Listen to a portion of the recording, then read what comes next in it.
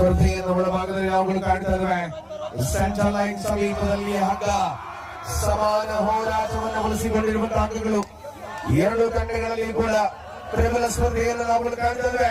ಹಗ್ಗದ ಹಿಡಿತವನ್ನು ಗೋಚರಿಸಿಕೊಂಡು ಮತ್ತೆ ಫೈನಲ್ ಕದನ.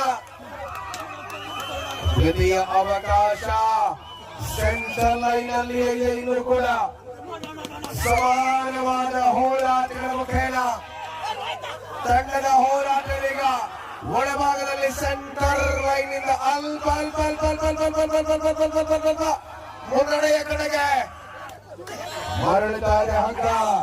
ಶ್ರೀ ಮಹಾಬಲಿಗೆ ಮರವಂತೆ ಪ್ರಥಮ ಅವಕಾಶದಲ್ಲಿ ಹಗ್ಗ ಮರವಂತೆಗೆ ಪಾಲಾದ ದ್ವಿತೀಯ ಅವಕಾಶದಲ್ಲಿಯೂ ಕೂಡ ಮತ್ತೆ ಫೈನಲ್ ರೋಚಕತೆಗಳನ್ನು ಉಳಿಸಿಕೊಂಡು ಬಂದ ಹೆಜ್ಜೆಯಲ್ಲಿ ಗೆಲುವಿನ ಲೆಕ್ಕಾಚಾರಗಳನ್ನು ಉಳಿಸಿಕೊಂಡು ಬಂದ ಪ್ರಮುಖ ಎರಡು ತಂಡಗಳು ಕೂಡ ಸವಾಲಿನ ಆಟವನ್ನು ಮುಂದುವರಿಸಿಕೊಳ್ಳುತ್ತಾರೆ. ವಿಠ್ಠಲಯ್ಯ ಪ್ರಯತ್ನಗಳ ಮುಂದುವರಿಸಿಕೊಳ್ಳುತ್ತಾ ಇರುವಂತಹ ಪಂದ್ಯ. ಪ್ರತಿ ಅವಕಾಶಗಳು ಕೂಡ ಪೂರ್ಣವಾಗಿ ಮುಂದುವರಿಸಿಕೊಳ್ಳುತ್ತಾರೆ. ಇಲ್ಲಿ ಗೆಲುವಿನ ಲೆಕ್ಕಾಚಾರಗಳಲ್ಲಿ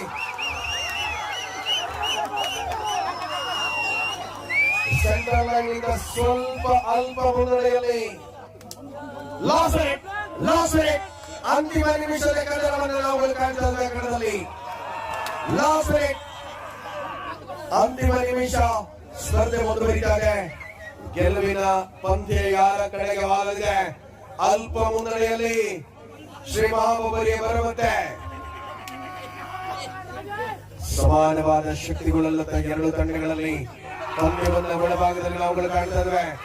ಪ್ರಮುಖ ಹೆಜ್ಜೆಯಲ್ಲಿ ಪಂದ್ಯ ಪರವಾಗಿದ್ದಾಗ ಯಾರ ಪರವಾಗಿ ಲಾಸ್ಟ್ 30 ಸೆಕೆಂಡ್ಸ್ ಅಂತಿಮ 30 ಸೆಕೆಂಡ್ಗಳ ಸಮಯ ಬಾಕಿದೆ.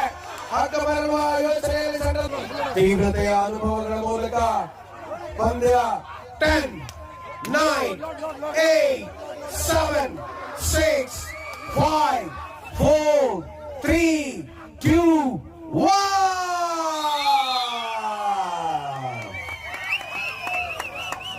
ಫೈನಲಿ ಚಾಂಪಿಯನ್ ಪಟ್ಟವನ್ನು ಗಳಿಸಿಕೊಂಡ ತಂಡ ಶ್ರೀ ಮಹಾಬಲಿಗೆ ಮರವಂತೆ.